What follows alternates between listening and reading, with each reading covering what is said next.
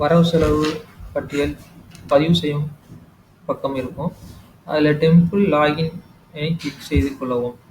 Temple லாகினை click செய்து அதில் உங்களுடைய கோட் பாஸ்வேர்டை டைப் செய்யவும். அதன் பின்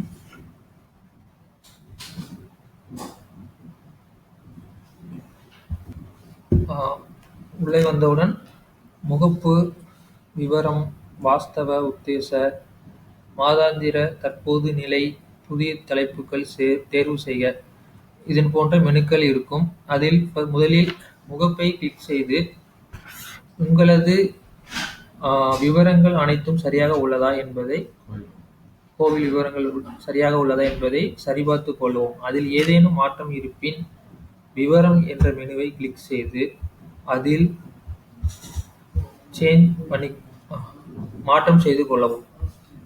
மாற்றம் செய்து அதில் அப்டேட் என்பதை கிளிக் செய்தவுடன்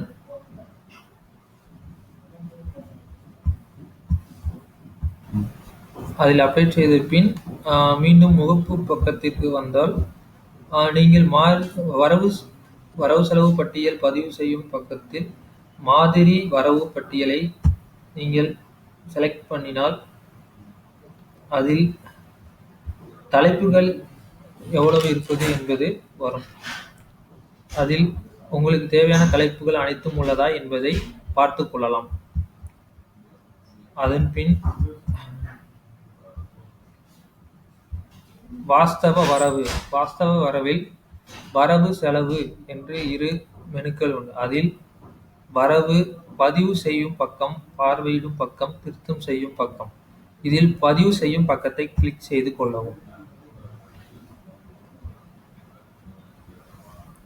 அதில் பசலி எந்த பசலி என்பதை 14, 26, 25 அது என்பதை செலக்ட் செய்து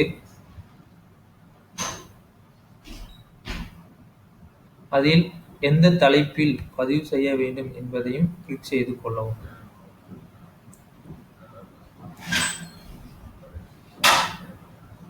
அதன் பின் அதில் சப்டைட்டில் நிலக்குத்தகை என்பதை கிளிக் செய்து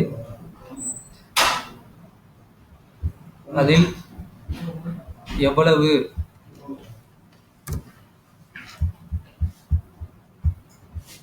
இதில் தங்களுக்கு வரவு கடந்த பசலி எவ்வளவு வரவு வந்தது என்பதை செலக்ட் செய்து கொள்ளவும். இதே போன்று மற்ற தலைப்புகளில் உள்ள அனைத்து வரவுகளையும் செலக்ட் பண்ணி சப்மிட் செய்து கொள்ளவும்.